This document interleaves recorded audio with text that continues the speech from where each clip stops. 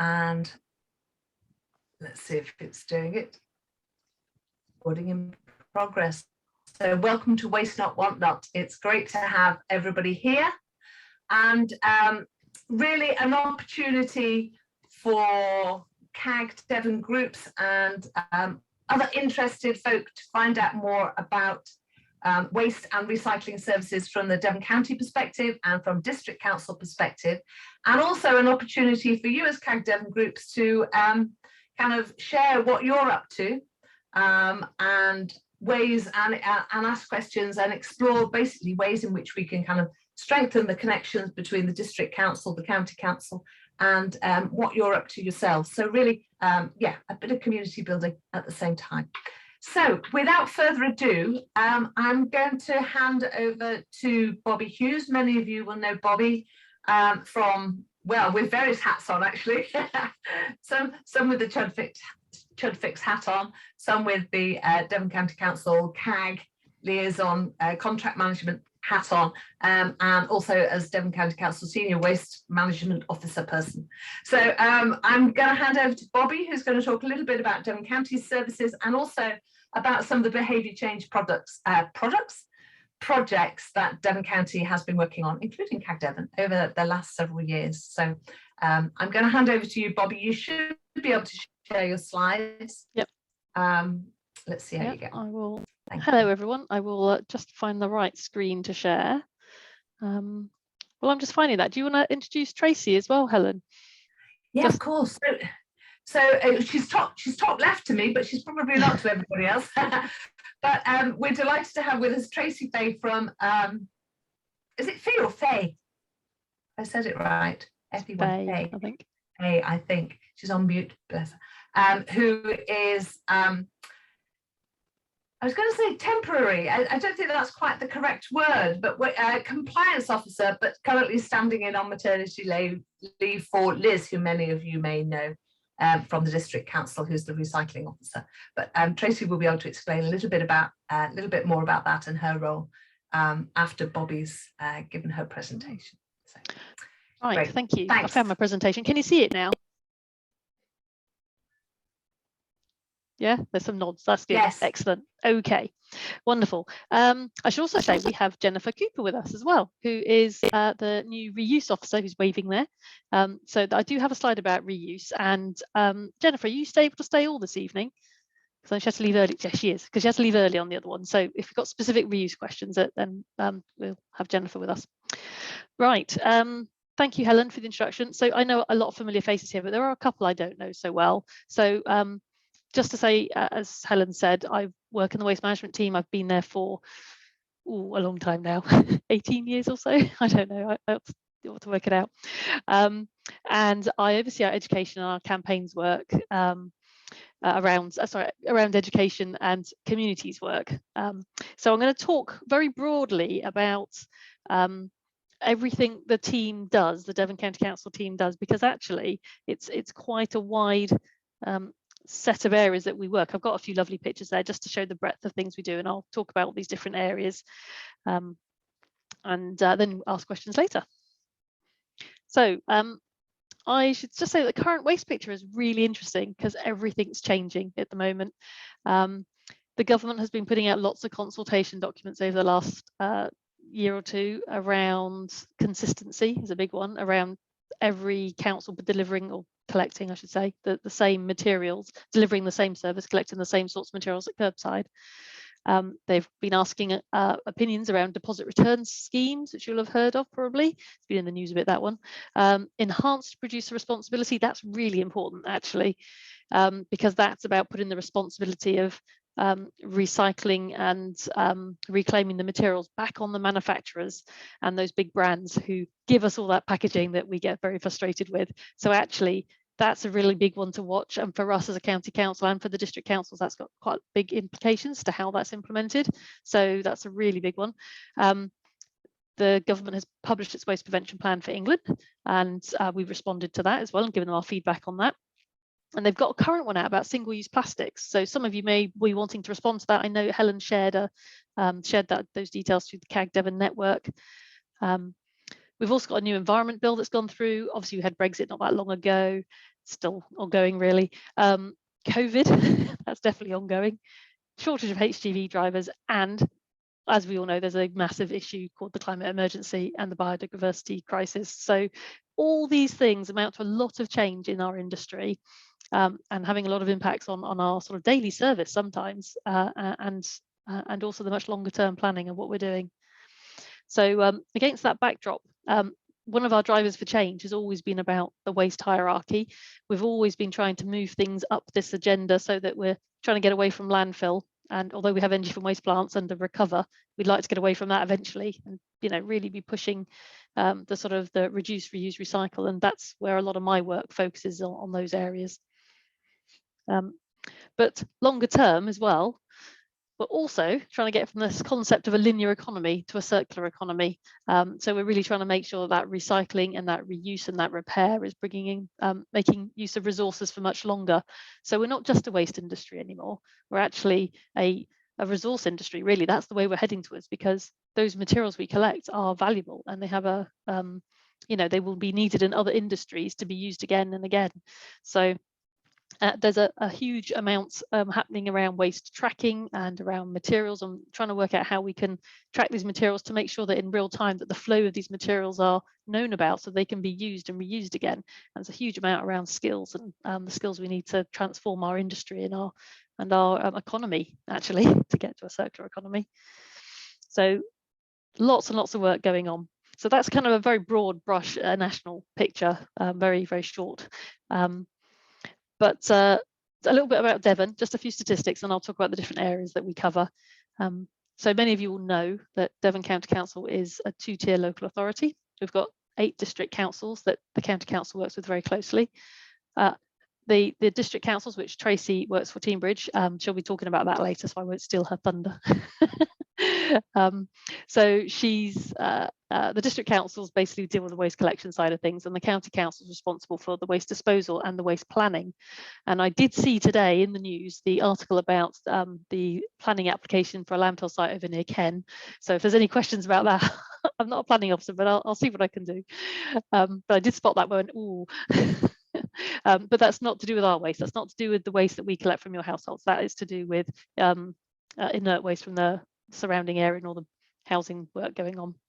Anyway, we can talk about that later if you want. So anyway, yes, the Devon County Council is responsible for planning as well. And obviously the population and household figures are there. Total household waste, 364,000 tonnes. Sorry, 364,000 tonnes. Well, there's a bit more. It's nearly 365,000 tonnes really, and that is unfortunately still going up a little bit. The recycling rate is 55.3%, but it has actually dropped a little bit, which is frustrating. But having said that, against the backdrop of COVID and everything that's been going on, actually our recycling rate has held up pretty well, because it was 56, just over 56% last year. So to drop to 55.3, well, we're like, okay, it's not ideal, but given everything going on, well, it's okay. Residual waste, obviously there's still an element of residual waste that has to be treated, and that's, I'll talk about in a bit more detail in a minute, briefly. And we've got 19 recycling centres, household waste recycling centres. I'll talk about those again, and I've got a slide on that in a minute. And that is, your main one is obviously Brunel Road. We've also got 58 closed landfill sites, and this is a very hidden part of the work that we do. And so I will talk about that a little bit as well, because I think it's important that we remember our legacy and what that is there with landfill. And then I always have to include the waste revenue budget. 38 million pounds is a phenomenal amount of money to be spending on dealing with everyone's waste. And if we can manage to minimise and reuse more, then that's a massive cost saving just there waiting to be had. And I would love us to realise that over time and reduce that figure significantly. And I've got a few, what's the pie chart just to show the breakdown really. So this is, I should flag up that we're only talking about household waste here, and household waste only makes up about 12% of total waste from the country as a whole, because there's waste from mining and commercial side of things, and that just does a huge amount of other wastes out there. But this is where we focus on household waste, because that's where we're responsible for collecting. And you can see there that our recycling rate is made up of what's recycled and what's composted, which is collected from your curbside schemes and from our recycling centres. And then we've got about 40% going to energy recovery facilities. And then there's a very small amount still going to landfill, which is some of the more difficult wastes that the energy from waste machines don't like for various reasons. So there is still some. We were trying to get to zero. We're not quite there yet, but we're working on it. So this is just a map just to show you roughly where the plants are and various things. So we used to landfill at the 3 main sites you can see with the crosses on there. So there's Heathfield landfill site that some of you will be familiar with, because that's certainly not far from where I live, and that's in the district of Teignbridge. And then we've got Deepmoor landfill site and Broadpath, but Broadpath is closed and is no longer used. Heathfield did close, but it got reopened for commercial waste and for various things. That was quite interesting. And Deepmoor still operates as a commercial site. We occasionally use it these days, but very rarely. But all these 3 sites are not owned by Devon County Council. They are all commercial ventures now. And what we do use is the extra energy from waste plant that you will see if you go into Exeter. It's the tall chimney with the light on the top. And the one at Plymouth as well, which you might be familiar with at Devon Dockyards, Devonport Dockyards. And I've got some pictures of those a bit further on. But I'll quickly talk about the redundant landfill sites first, because like I say, this is a forgotten piece of our work. This country has a long, long legacy of landfilling. And although we're moving away from that, those will be there for a long time and they still need looking after. And so we have 58 sites to look after. And it's really important that we're there to make sure that no harm comes to anyone or the environment, and that anything that comes from those sites is managed properly. And some of these sites are extremely old. And we have to meet a statutory requirement, our sort of duty of care. There's 51 sites are unpermitted, 7 sites are permitted with the Environment Agency, 20 are routinely visited and monitored, and this is one of our inspectors just doing a monitoring on one of the gas wells. 3 sites have active landfill gas extraction, so a lot of them aren't actually as active, they're quite old, but and 9 sites have leachate control. So leachate is the nasty liquid that can come out of landfill sites that modern active sites capture and deal with. So there's that history and ongoing management of those sites. And what is also interesting to know is that these sites, some of them have amazing wildlife, because we don't allow public access to them.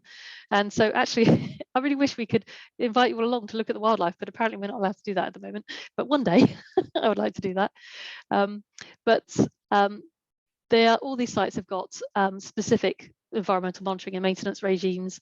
They've got management of pollution control systems in place where they're needed. We've got a little team, not very big, but a little team of very technically competent trained staff who are often going out and visiting these sites and monitoring them. And they also get to enjoy that lovely wildlife, which is on a lot of these sites, mostly because there are not many other people there, I think, so they're not disturbed. So going to our more current waste that is being dealt with. So we obviously have 2 energy recovery facilities. It's been a big investment over the years for the council to obviously work to do this, to move us away from landfill. But eventually one day I hope we won't need these either, but we're a little way from there. So these, they are still required at this point in time. And the one in Exeter, which we do visits to, but because of COVID, we're not doing those at the moment. But once we're allowed to take you in there, we'd be very happy to organise a visit to go and have a look around. It's actually one of the smallest energy from waste plants in the country, and although 60,000 tonnes sounds like a lot, it really isn't in terms of the waste industry. But it serves Exeter and the surrounding areas, particularly Mid Devon and East Devon waste goes in there. And it generates about enough electricity for around 5,000 homes, actually a bit more than that, I think. So that site's been running since 2014, and we do a whole presentation and stuff when you come to visit the site about how that operates and about the pollution control in there. Yeah, that's well worth a trip if you fancy it. Then also we have the Plymouth Combined Heat and Power Plant, which is not specifically ours. It's managed through a joint partnership with Plymouth and Torbay, and we've also got the district councils involved, which waste goes into there, which is West Devon, South Hams and Teignbridge. And as you can see, there's 245,000 tonnes of waste that goes through that site. So it is a lot bigger than the Exeter plant. And it produces 26 megawatts of electricity, and it sends its heat and power over to the naval base at Devonport, which is great. It makes it very efficient because it can make as a direct user very close by for it.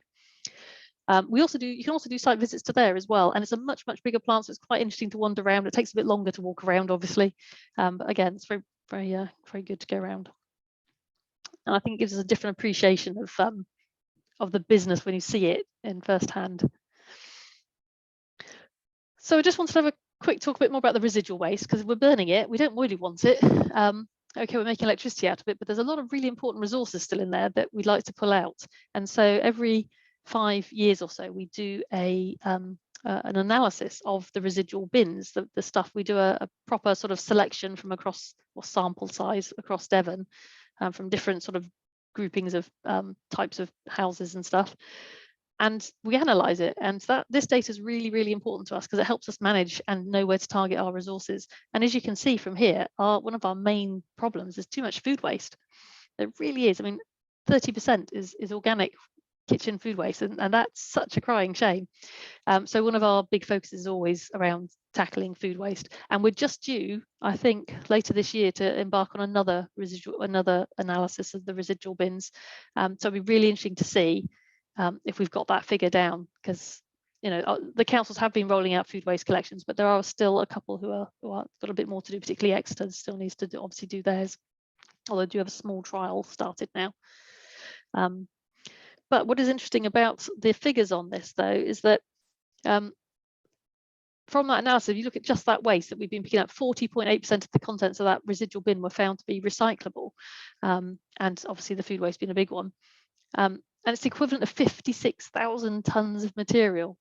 And if all the householders in Devon could recycle perfectly, and we know there are lots of difficulties around doing that, but if we could all do it perfectly with the existing recycling systems without making any changes, our recycling rate would rise to 71%, which is amazing. It would be brilliant if we could do that.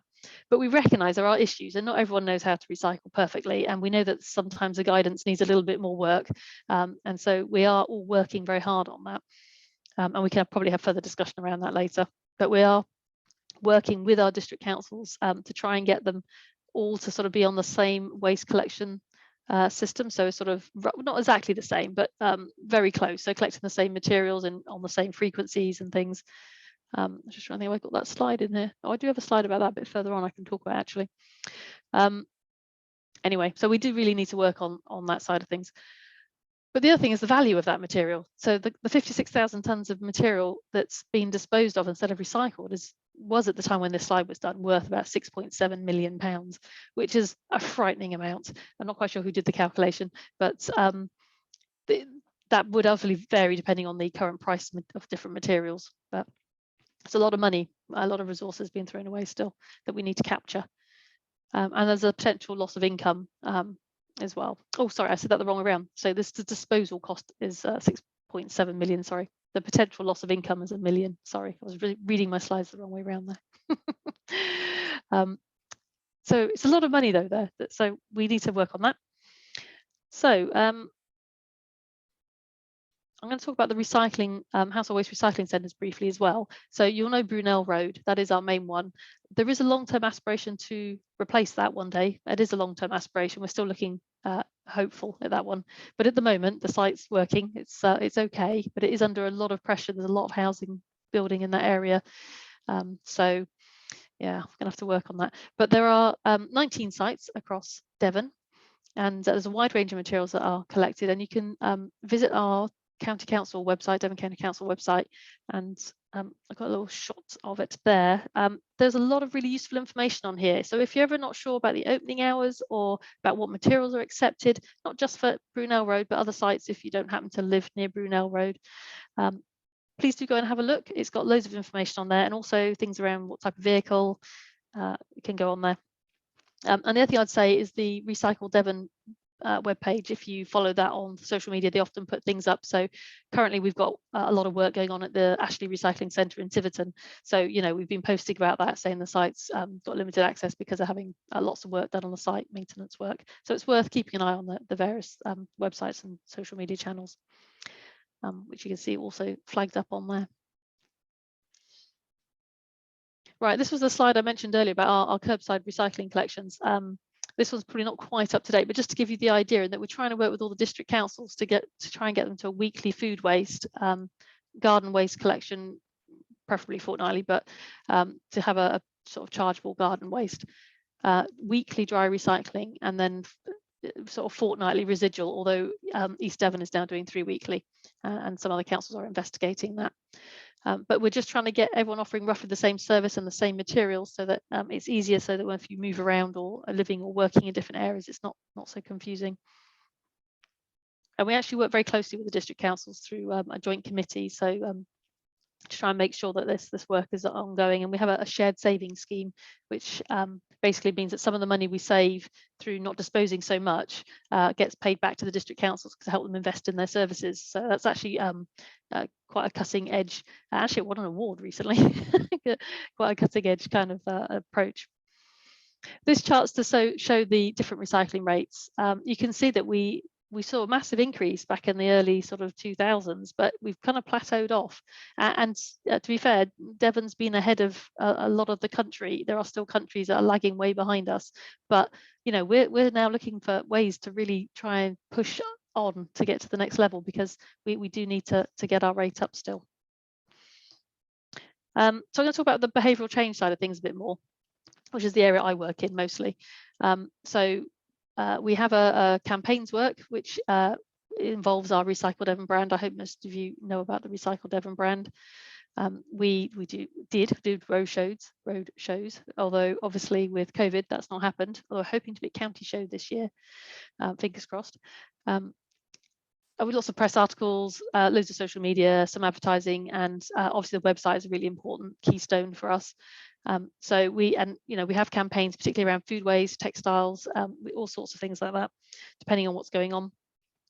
And that's just a shot from the website. So again, if you want even just ideas for using up leftovers, there's all sorts on there, or want to know a bit more about where to recycle or reuse things, do go and have a look. We also have another rather unusual project, I suppose, these days, is waste and recycling advisors who actually knock on doors and go and talk to people. I know we've all been hiding away in our working from home in our offices and stuff, but it's difficult for our waste and recycling advisors to get out, but they have been out at different times when they could, with COVID going on.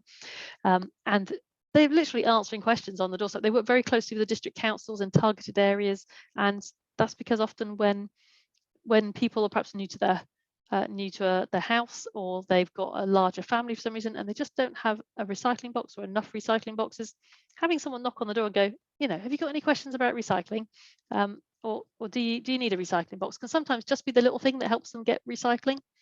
And you can see from the figures there that they actually knocked on over 13,500 doors, spoke to over 4,500 people, and gave out over 4,000 recycling bins, caddies, boxes, and bags. So that definitely makes a difference to our recycling. They also gave out MPS cards, that is mailing preference services cards, in case you're wondering what those are, to try and reduce junk mail. And yes, I've got a little bit about Clean Devon in here. I just slipped the slide in early because I suddenly remembered I hadn't mentioned this. And Clean Devon is actually another bit of partnership working. Devon County Council tries to do a lot of partnership working, and this is about litter really. So we're working with lots of agencies across Devon, so all the districts, the National Farmers Union, the police, all sorts of organisations, to try and work together to find some solutions to litter. And so there's a lot of work going on there, and hopefully there'll be a bit more coming out in terms of campaigns around that soon. So one of the main areas I do is waste education in schools. So I oversee a contract with a company called Resource Futures, and they help us to put waste educators into schools, delivering all sorts of curriculum linked workshops, assemblies. They help us create teaching resources. We run school community events, the trips to waste management facilities I mentioned. We take kids to see the energy from waste plants, and to a recycling centre. We used to take them to Heathfield landfill site a long time ago. They used to find that really interesting.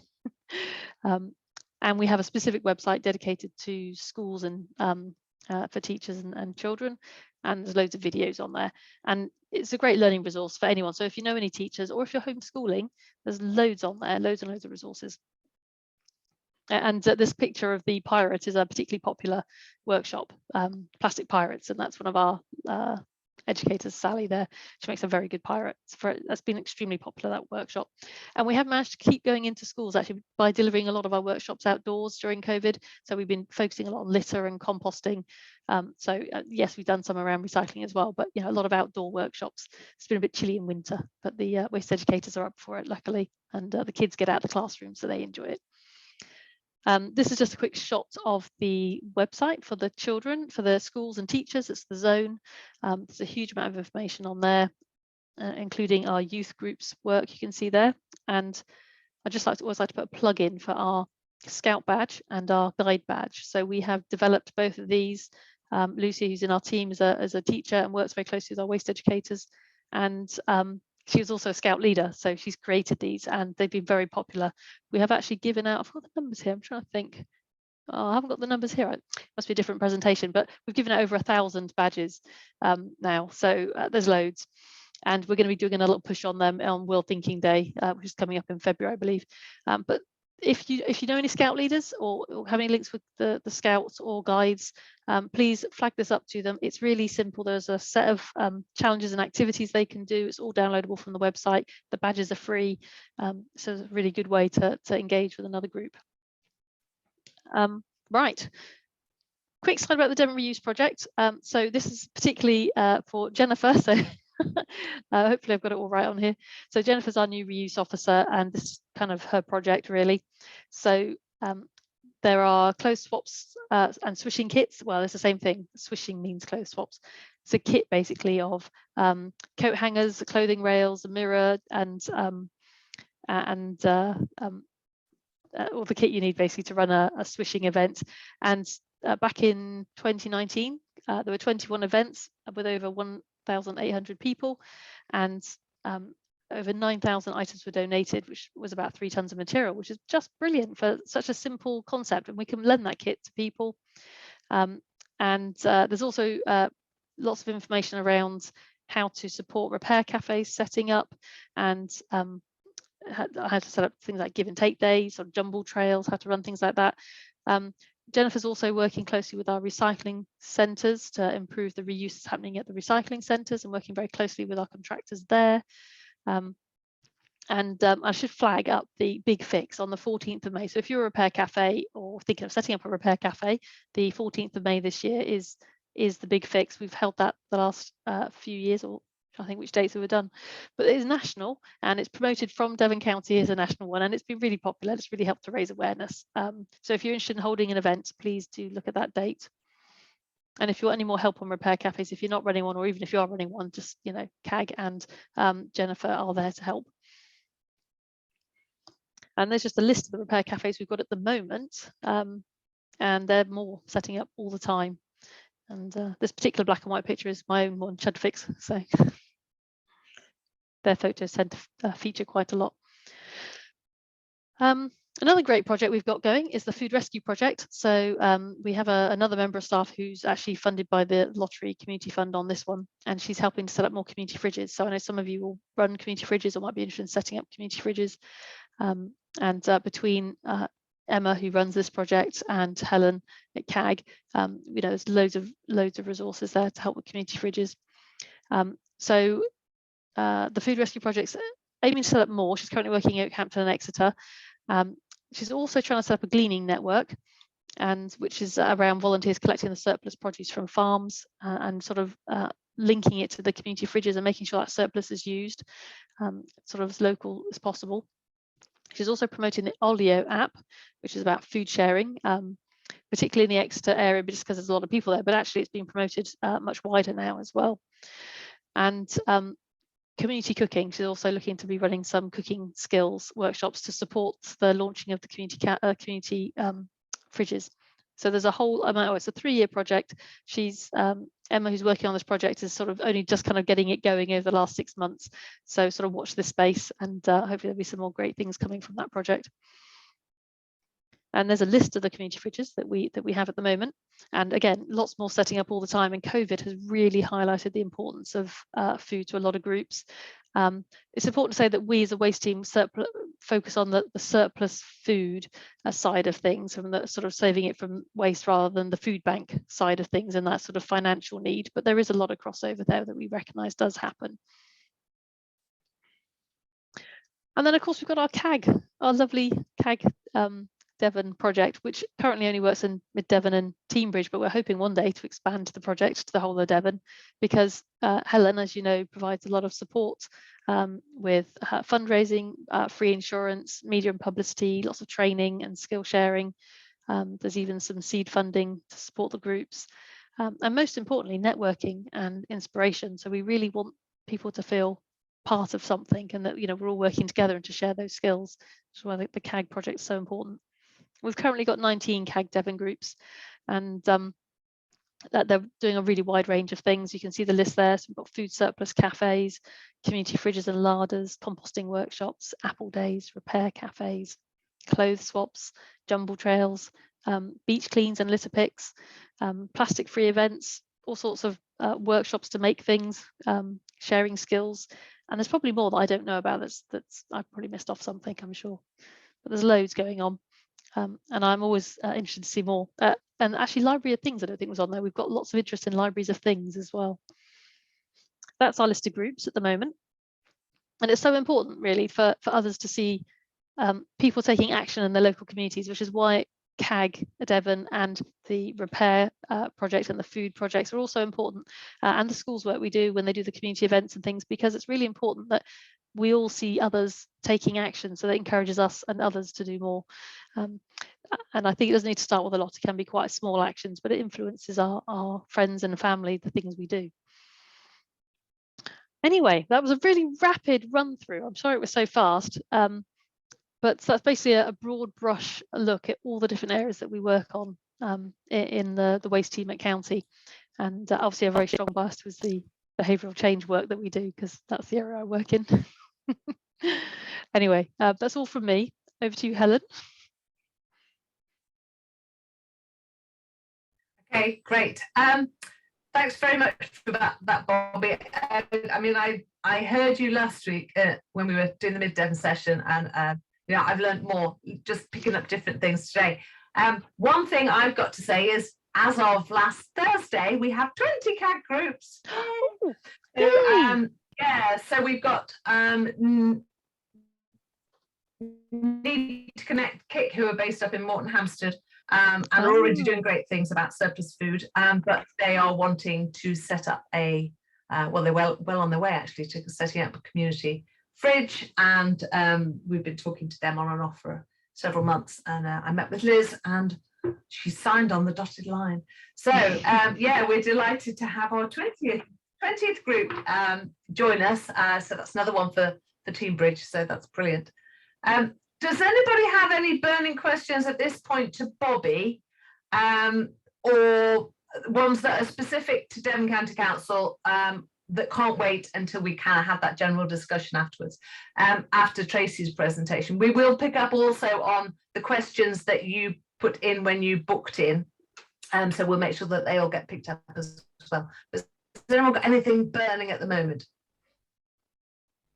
I'll take silence as assent. Dave's smiling. Are you wanting to say something? I have a burning question for Bobby. It's been on my mind for a long time. And I just wonder if you can you admit to being Dennis the Death Cart? Or does that come into you? Does that come into under your remit? I know who the secret identity is, but it's not me. Well, I'm not going to reveal the secret. You're not going to tell us.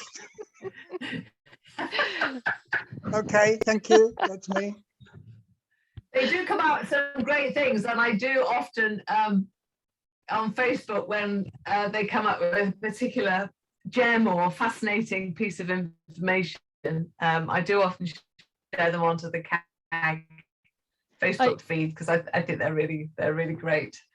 I should just say that although I do know who they are, that I love his posts. I've said his now. I love their posts because they are really thought through. They're really in depth, and there are not many long posts on Facebook that most things are short. Most people don't read them, but I always stop to read those because I think they're really absolutely brilliant and make you realise how complex the world is, and there isn't just a simple solution always. So yeah, if you don't know who Dennis the Dust Kite is, please do follow him on Facebook and read his posts. They're brilliant.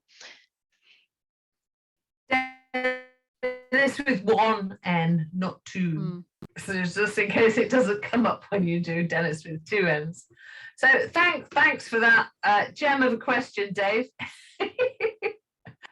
Are there any more, or we can move on and hear what Tracy's got to say? Okay, let's move on then. So thanks very much for that, Bobby. And I know that there are questions for you that we're going to pick up after Tracy's presentation. But Tracy, it would be great to hear from you. So if you want to share your screen now. I will do, bear with me. And hopefully that will work like it did on our dummy run. Thank you. And just while Tracy's doing that, I'm just going to say, I keep getting a message saying my internet connection is unstable. So if I disappear, I've gone down the tube, but I will aim to get back. Okay, that's lovely. We can see that. That's perfect. Thanks, Tracy. Okay, well, good evening, everyone. It's great to be here and an opportunity to talk to some people from Teignbridge. It's always nice to, normally I'm out and about in village halls doing this or community centres, so it's a little bit different for me to do it on Zoom, but I have sort of done an overview of what we do in Teignbridge and what happens to your waste and recycling. There's so many things you hear on the press or on the radio, on the TV about what happens to waste and recycling, and it makes me crazy because it's just a lot of it is not true what's happening in Teignbridge. So I think it's really nice for residents who make that effort and separate their waste to actually find out what happens to it. So I normally talk for hours about rubbish, so you're lucky I've trimmed it down, but hopefully this will give you an overview, and then it should help answer some of the questions that we've already had, hopefully. So I just wanted to share with you sort of what a big task it is. I know Bobby's covered how big and vast managing waste is in Devon, but actually in Teignbridge we have quite a huge section to deal with as well. So at the moment we've got around about 63,500 households, but as I'm sure you all know, new builds are coming up all over the place at the moment in Teignbridge. So that is rapidly growing the number of households, but that's how many households we actually have to collect from each week. So it's a huge task. So what do we need to do that? We need lots of collection vehicles. So at the moment we have 13 refuse vehicles doing their fortnightly collections of black bins. We have 6 garden waste vehicles. That's reduced now that we have a paid for garden waste service, because we're now only going to houses that have garden waste, whereas in the past we would have had to have gone to every house when we were doing the sort of shared green bin with the food waste and the garden waste. So this really trims down the service and makes it a lot more efficient. So we've got 6 of those vehicles. We've got 20 recycling vehicles. Now they come in all different shapes and sizes depending on where we're going. Teignbridge is obviously quite different in terms of geographically. We've got the moors, the rural areas we've got to cover, so small windy country lanes. We've got the bigger towns. So we've got different shapes and sizes of recycling vehicles to allow them to gain access to all the properties we've got. We've got some smaller vehicles that really are struggling. We couldn't get a normal refuse vehicle down, so we have special smaller vehicles. If any of you live down a narrow lane, you might see these guys. They don't have the luxury of lifts for things to go into the back of the lorries. They actually have to do it manually themselves. So we've got a couple of those roaming around. So we've got quite a lot of staff doing all this, around about 46, 50 drivers, if we're lucky. I think Bobby touched on HGV drivers. We are struggling with HGV drivers like every industry at the moment. But we do have around about 63 loaders at the moment. Again, it's not the best job in the world, so I'm sure you can appreciate picking up people's rubbish. So we have a high turnover of loaders all the time. So getting drivers and loaders is a constant challenge for us. But we do it, we get there in the end, and out of your council tax, around about just over £1 a week comes out of your council tax to pay for all of this. We, as Bobby touched on, we do get recycling credits for everything that we can keep out of the disposal route, and we get material income for any recycling that we sell on. So that does really help to fund the cost of the service. So a lot of people will say to me, oh, well, all I get for my council tax is my bin emptied, but actually we only get £1 a week from that council tax. So it's not a lot for what we actually do. So how much waste do we collect in Teignbridge? Well, this is based on 2021 figures. So we collected around about 53,000 tonnes of waste. And here you can see the breakdown. So again, it's very similar to Devon as a whole. As you can see, we've got 44% is still in the black bins. And then 56% is our recycling rate, and that's made up of 30% of green bins. So that's your compostable waste, garden waste. And then we've got 26% is from the recycling boxes and food waste containers. So we've stagnated in the last few years. We went up to 57% at one point, but it's really hard to go beyond that 56%. And I know Bobby showed you the breakdown of the bins and the composition analysis, but food waste we're finding is one of the biggest things that's not being captured. And I think that's generally people's reluctance to not actually put food waste into a separate container. When our waste advisors are door knocking, they hear that, oh, I don't want to separate my food waste, it's going to be smelly in the sink. And so there's a lot of resistance to that. So we have got a lot of work to do around education. But we're getting there. Part of my job when I'm not covering the recycling officer's job is actually to go out and monitor what's being put out. So, well, my first job in Teignbridge about 15 years ago was actually going out and looking in green bins. So I used to have to get up with the crews and go out and actually look inside the green bins when the garden waste and food waste was in there. So not a very glamorous job, but now what I do occasionally is go out and monitor what people are putting out. So to see if they're putting out their boxes and food waste. And food waste is the one container that we're still seeing a lot of people aren't putting out. So a lot of work to do around that. So what happens? So you put the waste into your boxes and your bins, and then we come along and collect it, and we then take it to our bulking station. So all of the recycling that is collected in your curbside vehicles that come every week is taken to Newton Abbot. So some of you may know where this is. If you go to the recycling centre in Brunel Road, as you drive in, you'll see stacks of aluminium cans and plastic bottles like this. You'll see them on the left-hand side as you drive in. That's where our lorries will be queuing and unloading. They go in there 2 or 3 times a day to unload. They have huge volumes to collect from the curbside, and that's where you'll see all the things being taken. So what we do there, we actually, as you can see, the plastics are baled. We do, because we collect your plastic cans and plastic and your cans in one box, we then do have to separate them when we get to the bulking station so they can be sent to the different reprocessors. So we've got this fantastic great big machine. All the cans and the plastic bottles will go into the sort of the mouth of the feeder, and then they go along conveyor belt. First of all, they'll go through a magnetic field to pick off all the aluminium, and then they go through an eddy current, which picks up all the steel cans. They go off down another channel, and then they're left with plastic bottles. So once the aluminium's pinged off, steel's gone, you're left with the plastic, and that falls off the end, and that goes into a different baler. So we've got all that technology to sort the materials. They're all baled into small sort of cubes, so it makes it easier for transportation, and we can get more on the lorries. So there's I think there's about 6 or 7 guys that work there now, constantly.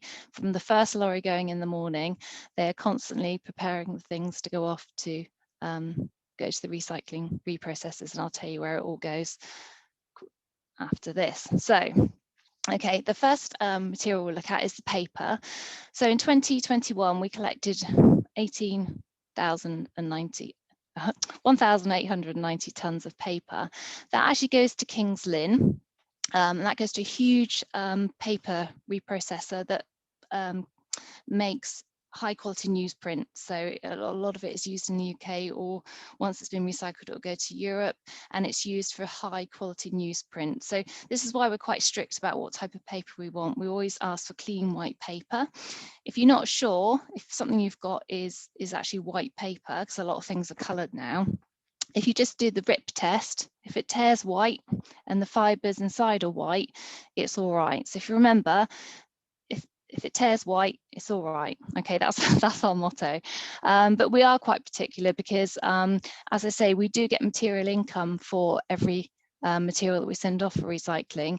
So if we sent a horrible load up to King's Lynn, and then it was found to be contaminated with materials like brown paper or plastic bags or any sort of materials that shouldn't be in there, they will actually tell us they don't want the load, or we wouldn't get paid so much for it. So there's no point in us sending all these lorries around Teignbridge to collect a product that we can't get rid of. So it's really important for us to get high quality materials with as low contamination as possible. So the paper gets, well, very basically, it gets washed to get all the inks and dyes off it.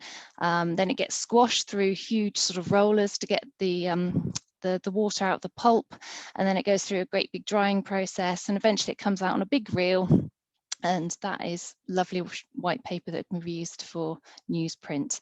So I think I worked out we saved about 22,000 trees that year, because I think they say there's about 12 average sized trees make 1 ton of paper. So we've saved quite a lot of trees in Teignbridge.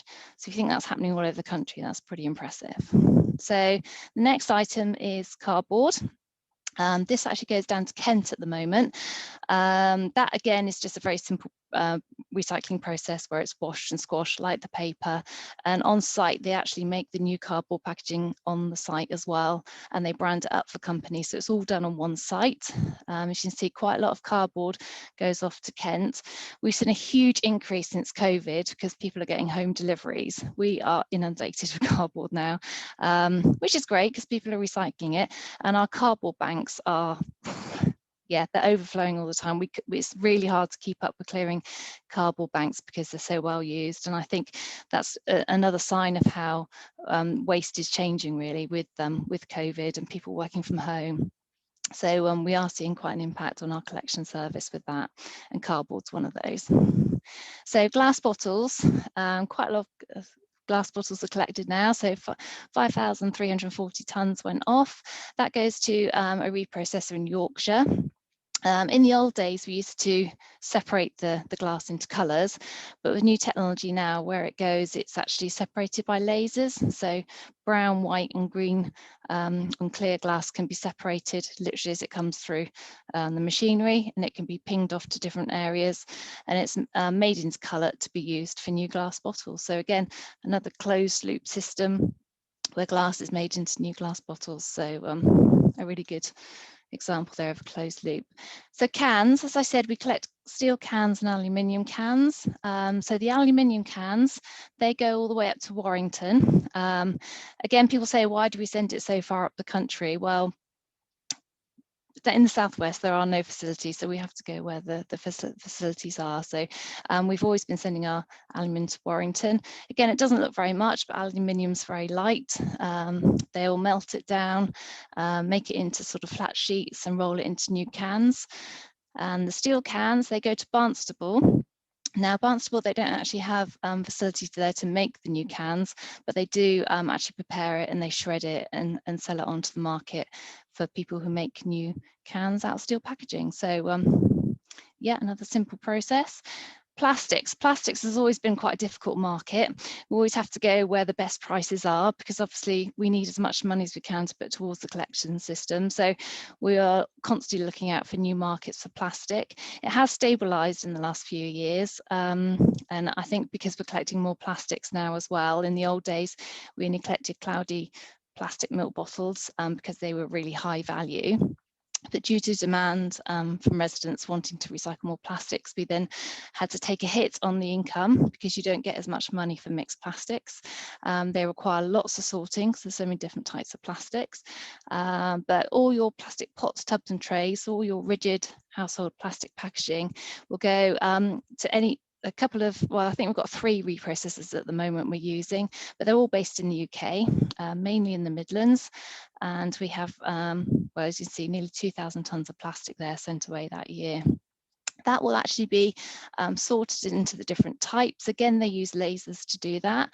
And this is one of the reasons we can't take black plastic trays, is because a lot of the lasers can't actually detect the black plastic because of the way the lights reflect off it. So we are told by the reprocessors that they don't want black plastic. So that's the reason why we don't really want that in the curbside boxes. But that will be shredded, it'll be sorted into different grades, and it'll be resold onto the market for companies that make things out of plastic. So all of your recycling boxes and your bins will be made out of recycled plastic. Garden furniture, even clothing is made out of recycled plastic as well. A lot more clothing is. So different polyesters are spun from the plastic that's been recovered. So loads of uses for the plastic. Obviously, it'd be better if we didn't use it at all, but at least we are trying to capture as much as we can and make sure it's being recycled into something new and useful. So, the little picture of what the granulized or the pellets look like when they're sorted. So food waste, we collected, it's still quite a lot, it sounds, 6,292 tonnes of food waste. We store that in a big skip at the bulking station, and when that skip's full, it is then taken up to Holsworthy, where there is an anaerobic digester. So there's a picture of it, I think, on the next slide. Yep. I don't think it's quite as clean as that now when it was first built, but a real great place in terms of how it works. So as you can see in this diagram, the biodegradable waste that we collect is taken there and it goes through a depackaging treatment. So we do say that you can put your food waste into plastic bags or line your containers with plastic bags. That can be any type of bag, like I use bread bags or cereal liners in mine. So you can use any type of plastic bag in there. That will actually be sorted at the depackaging end of the process. So everything will go in there and the plastic bags will be taken out, and they'll either be recycled if possible, or they would have to be sent to energy from waste. But generally, we did used to ask for compostable bags to be used. You can still use them, but they're not so easy to separate at this point. So you feel free to use plastic bags if you've got them and you can't recycle them. So the soft plastic can be used. So once it's been depackaged, it goes into an anaerobic digester tank. It's heated up there to get rid of any pathogens. And then as that happens, releases the gas into the gas holding chamber. And that gas then is turned into heat and power. And that will be used to power the plant, or any excess can go off to the national grid. The liquid that comes out of it will be held in the digestate store, and that's a real strong, powerful fertilizer, biofertilizer that's used by local farmers to go on the fields. So fantastic way to get rid of your food waste, creating the electricity in the fertilizer. And it's just a shame more people don't do it, but yeah, it's keeping it out of the energy from waste and making good use of it there. So garden waste is the final thing on here, and again, we've collected a lot of garden waste, over 8,000 tonnes. This is all kept local, so this only goes to King Stainton. So where the old landfill site used to be, they do actually have a composting area there. So it's literally taken and left outside in huge, I think I've got a photo, in huge rows. Oh, is it going to come up? Yeah. So open windrow system where they constantly turn the garden waste that's been collected, and eventually that starts to break down as normal, like it would in your home composter, and they produce compost. Now, we do get asked quite a lot whether we can actually sell that or give it to groups in the community. We did used to, but it's not possible to actually sell it as a compost because it doesn't reach the PAS 100 standard, which it would need to be sold on. So, but it's used by local farmers or for landfill restoration. When they're capping the landfills, they use it as well. So none of it goes to waste, but it's all kept in Devon. So Bobby did touch on this. So our black bin rubbish will go to the energy from waste plants. So it depends which side of the district your rubbish is coming from, but it'll either go to Exeter or Plymouth. And yeah, that's used to create the electricity, like Bobby said there. So support for community groups. Again, because of COVID, we haven't had much going on really, but for a long time now, working with Devon County, we do have the recycling credit scheme, which is available for community groups that collect recycling for us. it hasn't been so well used because of COVID, but we did have some groups like scout groups that would collect paper from their villages on a Saturday, and then they would get rid of it, and we would actually give them recycling credits for whatever they collect. You have to register for this with ourselves, with Devon County and with the Environment Agency, because you'd need a waste carrier's license to be able to do it.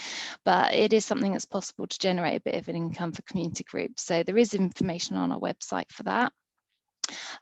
We do have kits available for community litter picking. Some of your groups may have used our kits in the past, but we've got 3 or 4 kits now that we can lend out. They just need to be booked, and they have the litter picker grabbers in there, and they have bags, and they have high-vis jackets, and you can use them for any events in your area. We did have funding a couple of years ago, which we've got around about 27 to 30 groups who actually were given as part of the funding. They bidded and they got some litter picking kits, so they actually got their own kits they can use, and they're doing fantastic work out there, doing litter picks every so often. We occasionally get pictures sent in of what they've collected, and they're doing great stuff. So if you haven't got your own kit, we can lend them out, and again, that's on our website. Waste education is mainly done through Devon County Now and Resource Futures, but there is opportunities if you want anyone to come and speak to your groups about what happens in Teignbridge. We can do that. That's all free. And I know Bobby did touch on the Scout and the guide badge there. That's something I've always done, is gone out actually and worked with brownies and scouts groups. So if you ever want to visit, I come and do fun games with the kids, and we have a bit of a run around talking about recycling, playing recycling games. And if that's anything that can help towards the badge, then I'll be happy to come and do that, or Lizzie, when she's back from maternity leave, who I'm covering, can do that. So it always gets us out in a bit of fun as well in the evening. So I have whizzed through, so sorry about that, I'm conscious of time. But if you have got anything that we want to have a look at, there's our website address. So if you want to look at the recycling credit scheme for community groups, it's on there, and how to get the litter picking kit, it's all on there. Or if you've got any questions, they can come to me via the recycling inbox. Yeah, so sorry I've rushed that a bit, but I'm sure there'll be lots of questions. And yeah, thank you. I will just actually mention, I just want to thank all residents for their patience during the last year or so, because we have struggled with collections through COVID. We had huge pressures over Christmas. With Christmas waste is bonkers, it always is. We always struggle at Christmas, but with the Omicron as well, we were so short-staffed. So I know people will experience quite long delays. So big thank you to everyone with your patience. If your bin doesn't get emptied when it should, just leave it out and we will get there. The guys have even been working Sundays to try and catch up. So we're getting there. So, but thanks for your patience, and yeah, thank you very much. See, I was still on mute then. Brilliant, absolutely fascinating. And as somebody actually said, yes, Stella said in the chat, absolutely fascinating, seeing where everything is going to. Bettina had a question about what happens to fabrics. You're on mute, Tracy. Okay, so they are collected as part of a contract with Devon County Council and Salvation Army. So anything put in the clothing banks or on the curbside collections is sent to the Salvation Army. I did ask them, I think this is touched on one of the other questions actually, what actually happens to the materials collected from Salvation Army. Anything obviously that can be used again is sold in their shops. Anything that they have that really isn't very usable or just isn't wholly or whatever, just cannot be used. Sometimes it can be used by other industries to make rags. I think they even said that, they even said they can put it into carpet manufacturing, and the automotive sector use it for sound insulation, soundproofing. So there are uses for it if it's not very good. If it's actually something that could be reworn, but they've not been able to sell it through their charity shops, then they will send it for reuse abroad. They do check it wherever it goes for ethical and environmental the background to each company they sell it to. So it might be that some things are reused abroad, but mainly it's kept in here for their charity shops, or like I say, if it can't be reused, then they will look at selling it onto other industries for other uses. They did also say, and I've looked at this, it's quite interesting, that some areas are looking at fabric I can't remember what they called it, but they're trying to get fabrics and actually make them back into the original material, if you like. So they're actually stripping down textiles and making it back into like the yarn that they can then make to make a new garment. So this is happening in I think it was Sweden. They're already doing it, and I know the Salvation Army are actually looking to doing that as well. So it's not happening yet, but something quite exciting coming along. Yeah, so hopefully that answers the question. It's fair to say there's a lot of interest in the fashion industry, particularly because it does have a massive carbon footprint. It does. And there's been a lot of attention shown on it, and the companies are really having to think about what they're doing and what they're producing. So yeah, there's a lot of technology and research going into areas around that, and in novel and interesting new fabrics being made of other waste materials like mushrooms and all sorts of things. Brilliant. Lovely. Thank you so much, both of you. Okay, so we've got a few questions in the chat. We've also got a few questions that people asked prior to the day, and we will pick up on all of those. But has anybody got a question that they want to ask either Bobby or Tracy, or perhaps both of them? And just wave your hand about, and then I can try and keep some order to this. Fire away. Anyone? Dave and then Bettina for starters. Sorry, me again. This all sounds great at a local level, but nationally, the UK exports so much of its rubbish abroad. So where is that? How does that happen? That's coming from local authorities, surely. And we're exporting recyclable products, which are counted in our national recycling figures, and they're sent to countries without the infrastructure that to deal with it, even that we've got. So I don't know how that happens. It's not a fit. It doesn't fit to me. You want me to go first, Tracy? Yeah, you carry on. I think the media has, I mean, yes, it does. This does happen in some areas, but I hope we've demonstrated that our waste is managed as locally and in the UK as possible, because we don't want our waste going abroad. And one of the key things around this is making sure we collect quality materials. And Tracy specifically highlighted how important quality is, because the ones that you hear about on those programs that give everybody a bad name, and it doesn't happen everywhere, is when you're getting very low quality mixed waste that's turning up in shipping containers and it hasn't been managed properly, and that does happen. I don't think it happens in Devon. We try really, really hard not for that to happen with any of our waste. But that's really low quality that some councils have obviously not managed that process properly. But also something we need to flag up is there is a massive problem with waste crime, and actually the systems are not perfect. And there's a lot of work now going on at quite a high level. They've set up a specific waste crime units to tackle this, because it's literally tied up with drugs and ammunition and all sorts of hideous crime that we don't like to think about. And you hear about these whole warehouses having all this waste illegally stuffed in them, and then they just walk away.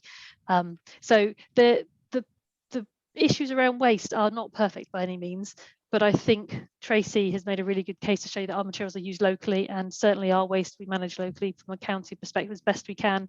And when it goes to Europe, it tends to go, or it does go, as far as we can trace it, to countries that are of a equivalent standard. But those programs, they have highlighted some dark, shady areas, but it doesn't happen everywhere. It's not everything. Did you want to add something to that, Tracy? No, you covered it. No, that's great, Bobby. Okay. Dave, do you want to come back, or should we move on to Bettina? Sorry, but the figures quoted is something like 60% of our rubbish goes abroad. Well, that doesn't happen from Devon, and I can't. No, I know. Yeah, I'm talking UK, UK wide, but it's got to be coming from local authorities, isn't it? Some of that I don't understand it. I've not seen that figure. Depends where it's coming from, and I don't think it would be that high, because it's which waste is that? I mean, certainly that doesn't happen at all here in Devon, and most local authorities are pretty close to trying to deal with their waste as locally as possible. I mean, they shouldn't be shipping out residual waste that's going to either landfill sites or energy from waste plants, so it's probably talking about recycling, but I don't think it'd be as high as 60%. It depends where the figures come from, so I can't really answer that question, to be fair. I can only talk about Devon, really. Okay, thumbs up from Dave, thank you. Bettina? It's just a quick question. I run plastic free Newton Abbot, and we sometimes, when we had the store in the town center, Liz would come along and answer questions from the public about recycling. And do you do that, Tracy? Yeah, absolutely. We've not been able to for the last, well, obviously because of COVID. We've been quite careful not to go out and do public events. And it's down to the staff individually whether they're happy to do it. There's only a couple of us. Yeah, but generally now we're all feeling a lot safer and happier. So please ask the question, and we will always try and find a member of staff to do it. So yeah, if the other girls can't, then I try to. So yeah, please always ask. And I send it to Recycling Devon, to that email. To the recycling at Teignbridge, yeah, and then that'll come through to me. Teignbridge. Yeah, okay, yeah, okay. Okay, thank you. Yeah. So you're going to have some dates in your diary there, Tracy. That's fine. Great, thank you. Okay, anybody else got a question? Or shall I? Actually, there were a couple more in the chat, actually. So Hannah put one in. I'm guessing this is for Bobby. Hannah, do you want to ask it, or shall I just read it out? It's just about I was quite surprised looking. Well, no, it wasn't for Bobby. It was for Tracy? It was Tracy. I was just quite surprised at how far all of the waste is going, and whether you've got people that are looking at more local outlets for it. Yeah, especially yeah. I thought there was a place in South Devon somewhere that was really doing good stuff on plastic, and just, you know, with the whole carbon and HGV drivers and all your other challenges, whether you're looking at, you know, local outlets.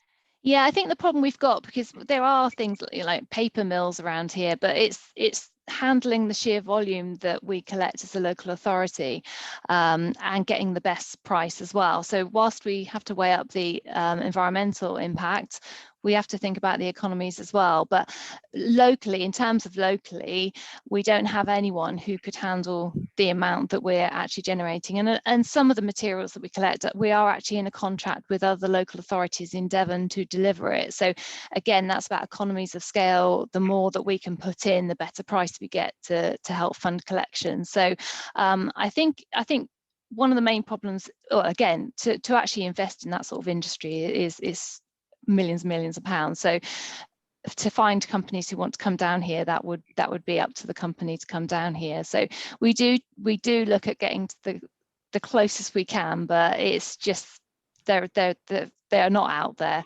and like I say, it's just handling the amount. And if there's 4 or 5 authorities all joined up in a joint contract, we are talking massive volumes of waste. So unfortunately, until there's some big major investment down in the southwest, we are stuck with what we are. But I think in terms of, you know, it's better keeping it in the UK than it is going outside and putting on shipping containers. So we are trying to do the best we can. Thank you. Okay, thanks. Okay, I'm just going to pick up a couple of other ones from the chat. So Jenna had a question. Are there plans to extend the curbside scheme to include more streams such as Tetra Pak? Oh, okay. The problem we have is the size of collection vehicles. So when we order a new fleet of collection vehicles, we have to plan what we're going to be collecting for the lifetime of that fleet, really. So what we are collecting now will be collected until we have a new fleet, which they're not ready for renewal yet. We have compartments on the lorry, so we can sort of change the different size of compartments depending on the volume of waste that we're experiencing. So like at the moment, we're getting a load more cardboard in, so it's a factor of, do we change the size on our lorry for that? But we really have absolutely no room or capacity at the moment to extend it. But if we could, when we change our fleet, then that would be wonderful. With recycling banks, we do have facilities for recycling banks for Tetra Paks, but they are quite few and far between, unfortunately.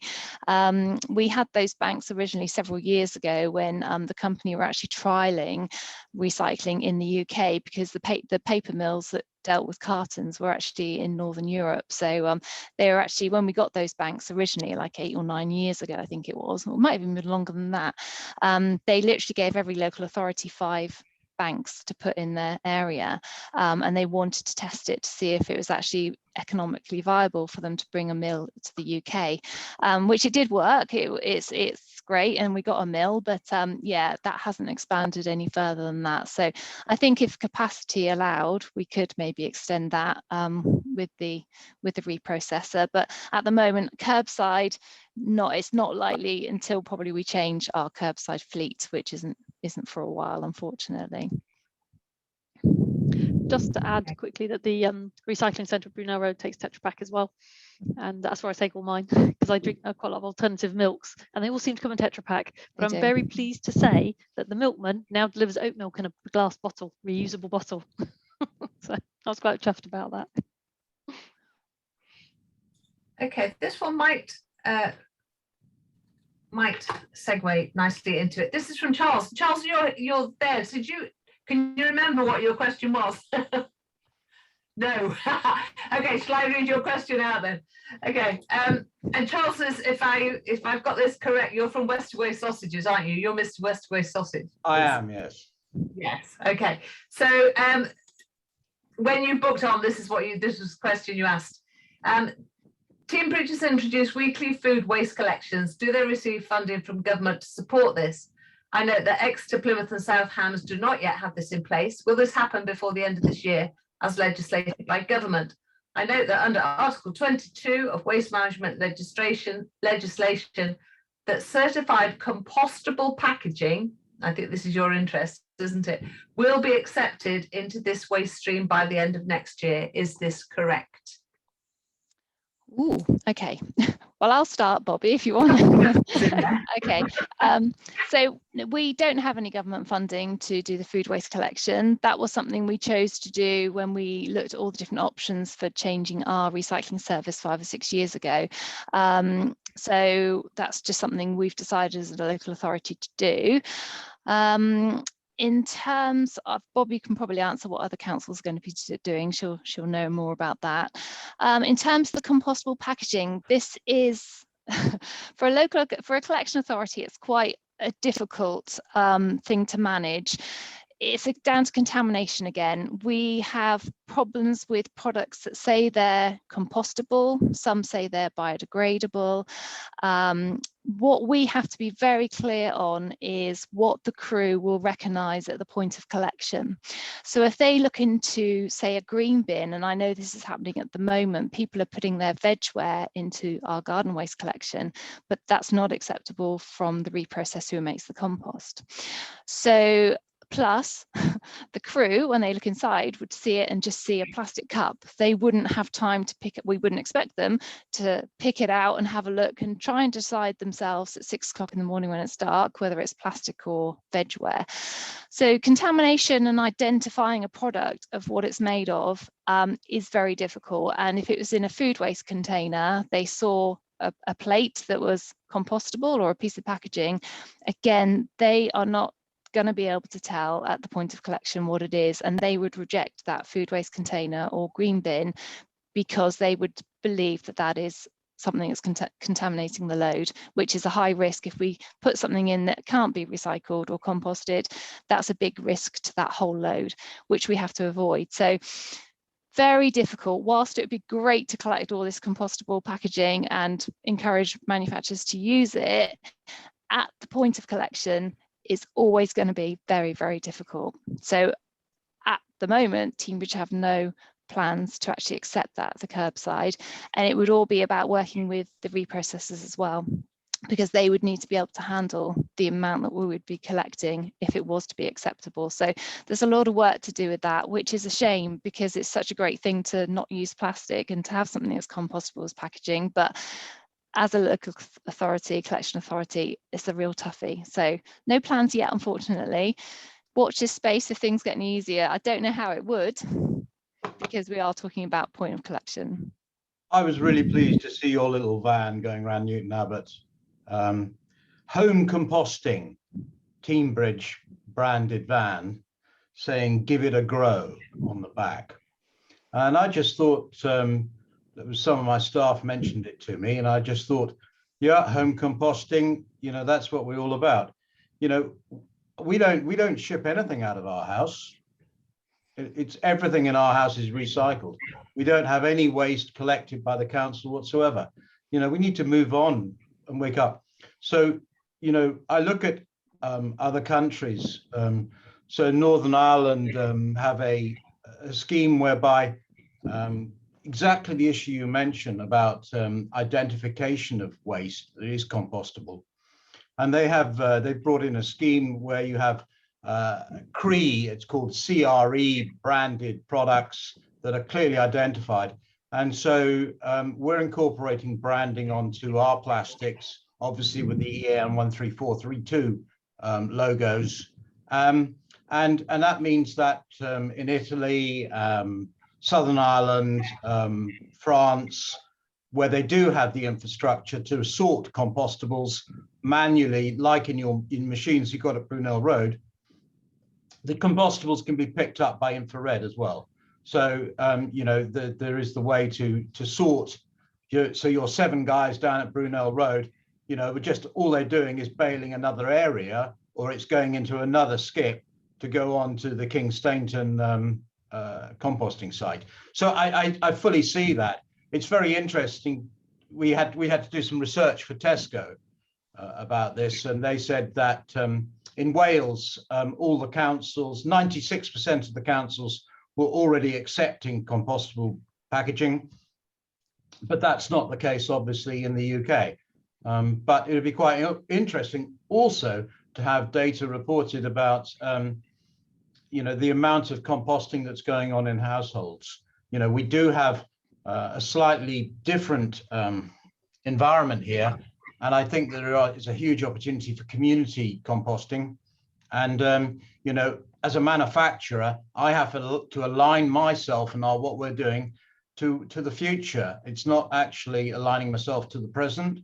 But, you know, I just realized that not everything ends up where it should. And I want to make sure that I'm an old, you know, I'm reaching the end of the runway. You know, I've got to actually make sure that I don't leave a legacy, you know, and I certainly don't want plastic trays of sausages kicking around on, you know, on Southampton beaches after a barbecue, because it just hasn't ended up in a recycling bin, you know. Yeah, that sounds like you do some great stuff there, Charles. I was going to try and pick up some of the other points from your question, because there's quite a lot of things there. I was just going to say this whole issue of biodegradable packaging. We highlighted this in our. Don't use the word biodegradable. Sorry, compostable. Yeah. Well, biodegradable doesn't mean anything. Yeah. No, that's fine. Yeah, you're quite right. Okay. Compostable. But all these different types of packaging that are coming out, there are so many different sorts, and the government, central government, when their waste prevention plan, didn't really identify this as an issue, and so in our response we were saying, well, there is all this material coming out and it's happening quicker than we can change our systems and invest. So, you know, I'm hoping the government's listened to the local councils who have responded and said this is an area that needs addressing in England, and that was about the England Waste Prevention Plan, not Wales. The other thing about questions you're asking about Exeter, Plymouth and South Hams. So Plymouth isn't under our jurisdiction as Devon County, so I can't comment for them. I know that they have been talking about it, but certainly the government has set a target for all councils to bring in food waste collection now.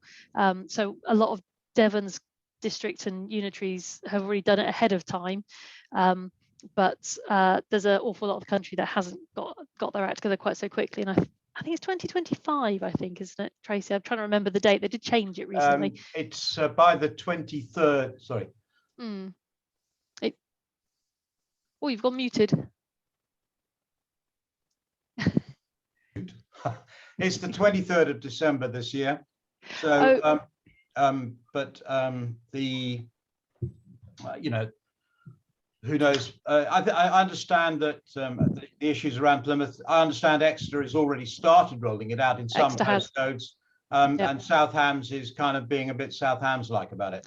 But, well, South Hams has got some particularly big issues they're trying to deal with at the moment. Yeah, they have. The geography doesn't really help either. You know what I mean? It is an issue. Yeah. Hopefully when South Hams comes right, which they should do, hopefully, that fingers crossed this year, and Exeter expands their system, and then all of Devon, once those two have sorted out, the administrative area of Devon will all have food waste collection. So we're looking forward to achieving that, because that will bump our recycling rate up So Okay. And oh, there was another question actually. Was that a different? I'm just trying to find the whole question. There was oh, I think I'm reading a different one. I'll leave it to you, Helen, to read them out. okay. I could just get carried away reading them. And I'm just conscious of the clock now. We're Yeah. just really getting into the swing of it. So I just wanted to pick up Stella's comment which follows on from that conversation. And do you want to say anything about that, Stella? From Feeding Devon, and actually, could Teignbridge and Charles as a double act go and talk to food producers about reducing and removing the amount of plastic that they use? Can I just say something? Actually, we had a meeting last night, Bettina and I, and as Plastic Free Newton Abbot, and we're going to go around actually visiting cafes and food venues in Newton Abbot. And so we have our first meeting at 11 o'clock this Monday with Pizza Cafe, and we're going to be looking at their waste, how they're producing waste, and just making sure that it's actually going down the right waste streams and they're doing it with the minimum packaging. And then we're going to visit also an Indian restaurant and a chicken frying chicken place. But Bettina's in charge of it. She's sending us off on our mission. So yeah, we are doing that, Stella. But you're quite right. You know, I'd love to collaborate with other people to show what is possible. So we've taken about 800,000 plastic trays out of a year out of production and replaced it with FSC cardboard, which is compostable. And we actually produce about 4 metric tons of compost every year, which we then grow oaks on, which we scavenge from the Teign Valley. And we try and plant about 1,000 oaks a year from the packaging that we would otherwise be collected by the council. So, you know, and then it's, you know, we've all got to do something, you know, just doing nothing's not an option. Yeah, fantastic. So I can drone on. My problem, like you, Tracy, I can talk for hours and hours and hours, but it is just, I have a deep-seated passion that we actually need to make some changes. So I'm going to turn my mute button off now. We've got 5 minutes left, but it's great to see your Plastic Free Newton Abbot plaque on the, yes. Fantastic. Brilliant. And I think for me, one of the good things about CAG Devon and events like this is that we can share those ideas amongst other groups and then see, you know, well, we're doing this work for us. Well, we might take that on and have a go at that in our community. So brilliant stuff. I just want to make sure I've picked up all the questions out of the pre-questions. Charles, yes, we've done. Kate, we slightly touched on your question, I think, which was about how to recycle textiles. Do you want to add to that, Kate? No, in fact, my guru within Sustainable Bishop, Hilary, she's not here tonight, and she's made she tried to track through where textiles were going and just not getting very good answers, and it needs to just be a lot more transparent so that people, you know, people obviously don't want to commit it in writing. I mean, obviously the answers are there, but it's not written down on the screen. And I think all companies, you know, should just write down exactly what is happening with the waste so that at least straight away you can see. And my only problem with the Sally Army was that I'd hate the thought that they were getting lumped with a whole load of rubbish, which they then had to pay to dispose of, because at the end of the day, you know, I want the Sally Army to spend their money on you know, what they do best with the homeless and shelter and all the rest of it. So and even on the Salvation Army, it was terribly well, I couldn't even find anything about what they do with their waste stream, and I didn't want it to be seen shoveled in some river, going, you know, being bulldozed into a river in India. And it's just the transparency which really gets on my nerves, because there's very, very little that you can do with your textile waste at home. Because I mean, I wear everything. Everything in our house is actually is worn down to threads, and because I'm a composter, an avid gardener and everything ends up completely stained. So nobody's ever going to want to wear or reuse my stuff. And there's only so many rags that you can use in your own home if you dust anyway. So it's just transparency. That's all. I think Tracy sort of reassured me a little bit tonight that Sally Army seems to have got it covered. But my house is beginning to get cluttered with waste fabric, and we try as we can within our group to do stuff, but you just can't keep on. So I have got some bags ready to go. So thank you, Tracy. Okay, well done for all you're doing. That's fantastic. Brilliant. Okay, thanks, Kate. Ruth, you had a question. Can you remember what it is, or do you want me to say it? It was where the ash from the was it the ERPs? I can't remember the initials. Energy from waste plants. EFWs, yeah. Yeah. What happens to all the ash? So the two types of ash, there's the bottom ash that goes off to be made into aggregate for road building. And I think it goes, I don't think it's Avonmouth way, but they may vary that, but it stays in the UK. And then there is the what they call the fly ash from the air pollution control, the sort of the dusty bits that go up. That is actually classed as a hazardous waste, and it actually goes to a very specialist plant in Avonmouth, where it is basically turned into it's no longer a waste. They put it through a process, and it actually takes away all the hazard associated with it. I really want to visit that plant to see how they do it. It's a lot of very clever chemistry. But they make it inert, and then they turn it into building bricks. So there's some in the Shard, apparently, which was built. And it was very innovative work when they did it. And our Exeter Energy from Waste plant, they were helping when they first opened in probably about 2015 or 2016. But they were sending loads to this new company that was developing this new technology to do this. Anyway, so it's all turned into building material, basically. Even the hazardous stuff, which is brilliant that they can turn that into a safe material. And they go There's a through lot of metal in there. Would that just end up in the roads as well? No, they pull that out. Yeah, they take that out, don't they? They get the like I said, we do really. So it's the eddy current and the magnet to get the materials out before it goes off to be processed even further. So that's done sort of almost straight away, isn't it, with the ash? It is. Yeah. They actually can separate the metal out on site at those, but they tend to depend on the markets as to whether they take the metal out on site at the energy from waste plants, or whether they just send it off with the ash and let the other contractors do it. Currently, I believe they just set up the machine so it's working again actually at Exeter. But there's a lot of metal that turns up in there, and it's quite fascinating. If you ever get to come and see the plant, we'll show you some samples of stuff that's been pulled out. It's quite fascinating to look at it. Yeah, really like to do that. So yeah, thanks. Great, thank you. So I think I've picked up all the questions that you asked when you booked on.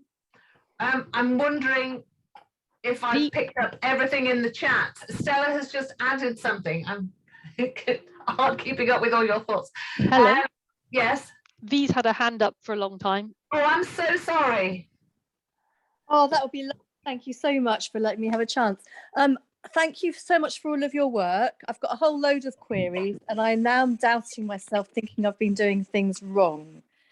But I know we haven't got a lot of time. Can you hear me all right? Yes. Yeah.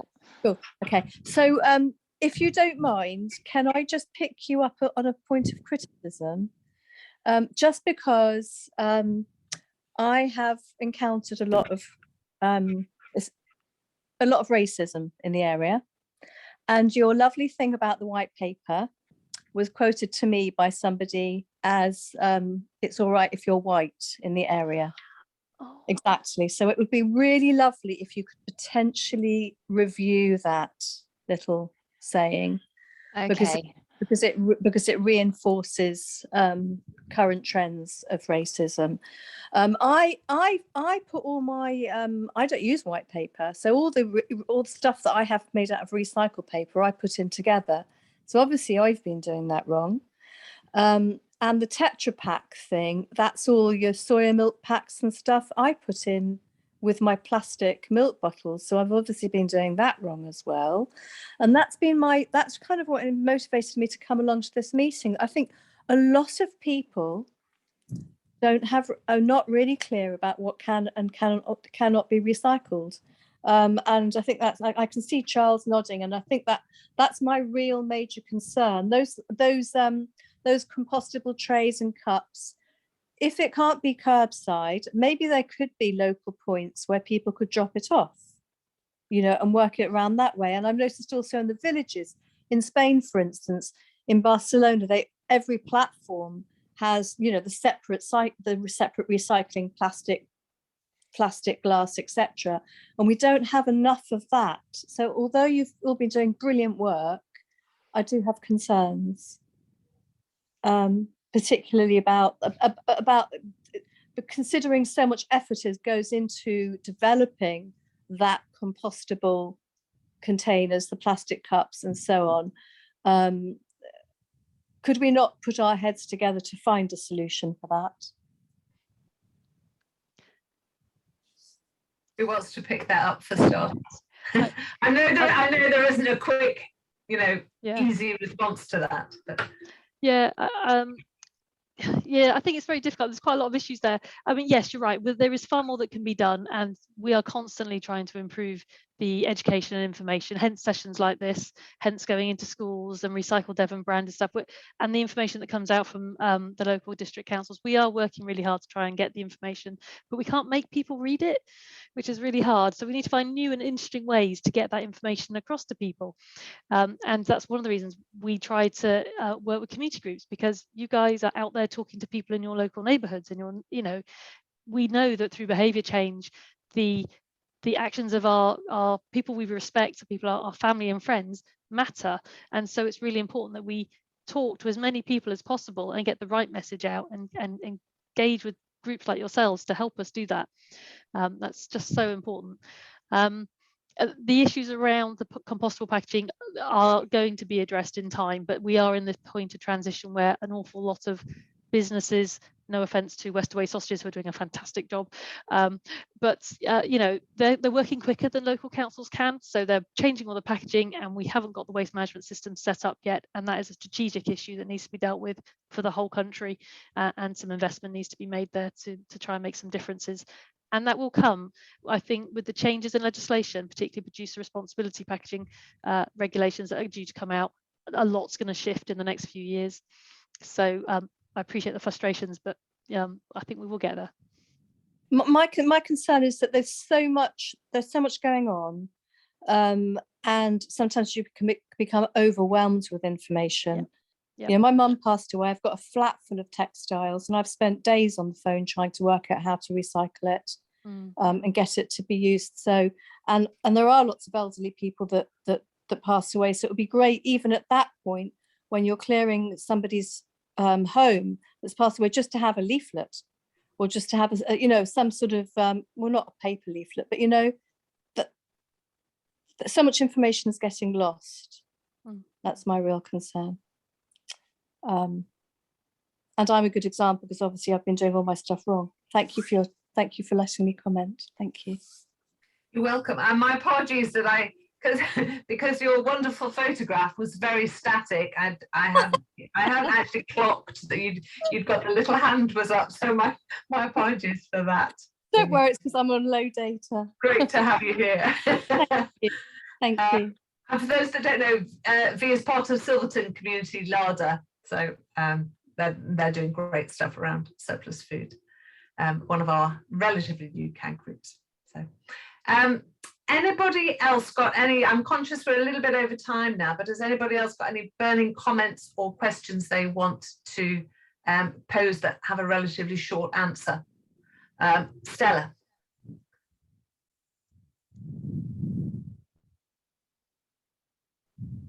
Rural skips.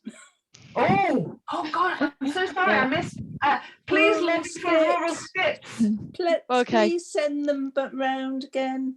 Well, we've moved away from them because they don't have very good recycling rates, because effectively everyone chucks everything in the same skip. So we encourage people to use the recycling centres, because we can obviously separate the waste much better there. I appreciate some rural communities have felt frustrated by that, but We have, yeah. yeah. Sorry, It's I very don't think I can change. difficult. Yeah, I highly recommend our recycling centres though. Yeah, if you can get to them. There's a lot of people that just have to, I mean, there's so much stuff just being thrown out and dumped because, you know, they haven't got the ability to have sort of a flatbed or something to get rid of stuff. It's very difficult. We do have a bulky waste collection at Teignbridge that it is a paid for service, unfortunately, but if people are really, really struggling, and there is subsidies for people on benefits as well. So that's on our website. If people have got bulky items they can't get rid of. But yeah, rural skips, the decision was made that it just wasn't an effective way to recycle, really. It wasn't a cost effective way to do it. So I don't think it's going to be coming back at any time soon. Well, it won't be coming back anytime soon, unfortunately. There's a huge increase in dumping, though. I don't think that'll be a result of rural skips. The volume wasn't. The volumes didn't go massively up because of that. We do tend to, well, I mentioned about waste crime, and you do tend to find that the sort of responsibility in making sure you use a legitimate company that collects your waste, because there are an awful lot of I don't want to use that stereotype that we all know. I don't want to avoid that stereotype that you can probably all think of, but you know, we don't want to go down the road of encouraging people to use people who aren't registered to carry waste, and because they do just drop it in. And this waste crime unit I mentioned are tackling that sort of thing, and Clean Devon as well that I mentioned is another project where we're trying to work with the NFU, the police, the districts to try and find answers to these problems. But a lot of the people who dump this stuff, probably they could have just taken it to the recycling centre. They had a vehicle, they had materials that were quite acceptable at the recycling centre. There's something else going on there sometimes.